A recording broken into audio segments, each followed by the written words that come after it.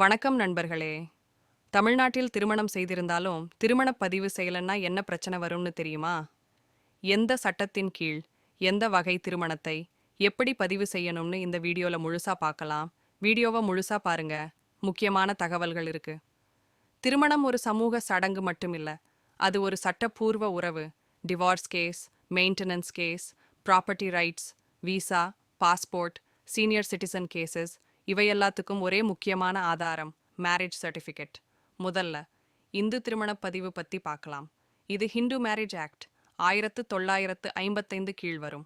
இது இந்துக்கள், புத்த மதம், ஜெயினம், சீக்கியர் இவங்களுக்கு பொருந்தும். கோவில், வீடு, கல்யாண மண்டபம் எங்க நடந்தாலும் பரவாயில்லை. திருமணம் நடந்த பிறகு சப் ரெஜிஸ்ட்ரார் ஆஃபீஸில் பதிவு செய்யலாம். அடுத்தது ரொம்ப முக்கியமானது ஸ்பெஷல் மேரேஜ் ஆக்ட் 1954. இது யாருக்குன்னா different religion, cost issue avoid பண்ண, டெம்பிள் ரிலீஜியஸ் செரமனி வேண்டாம் என்பவர்களுக்கானது. திருமண பதிவுக்கு 30 நாள் முன்னாடி நோட்டீஸ் கொடுக்கணும். நோட்டீஸ் அங்கீகாரம் கிடைத்த பின்னர் பதிவு செய்யலாம். ரெஜிஸ்ட்ரார் ஆஃபீஸ்லேயே திருமணமும் பதிவும் ஒரே நேரத்தில் நடக்கும். கோர்ட்டில் ரொம்ப ஸ்ட்ராங் ப்ரூஃப் இது. கிறிஸ்தவ திருமணங்கள் சர்ச்சில் பாஸ்டர் முன்னிலையில் நடக்கும். இது இந்தியன் கிறிஸ்டியன் மேரேஜ் ஆக்ட் 1872 கீழ் பதிவு செய்யப்படும். சர்ச் சர்டிஃபிகேட் மட்டும் போதாது, கவர்மெண்ட் மேரேஜ் ரெஜிஸ்ட்ரேஷன் கண்டிப்பாக செய்யணும். முஸ்லீம் திருமணம் நிக்காஹ் முறையில் நடக்கும். குவாசி அல்லது இமாம் நிக்காஹ் சர்டிஃபிகேட் கொடுப்பாங்க.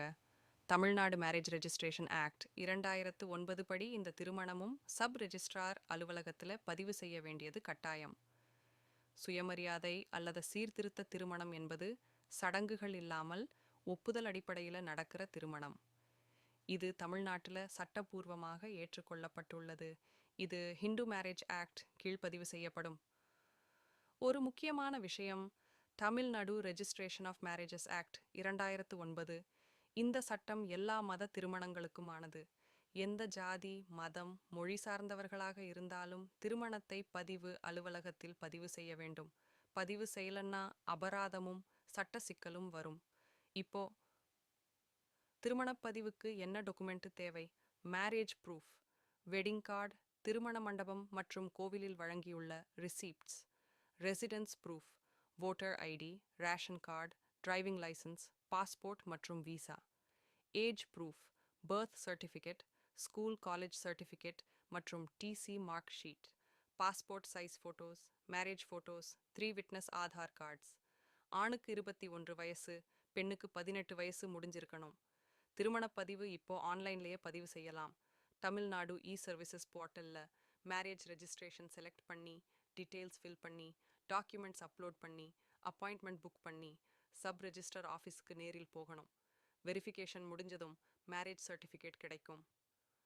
கோர்ட்டில் திருமணம் முடிஞ்சதுக்கு ஒரே valid proof government marriage certificate தான்.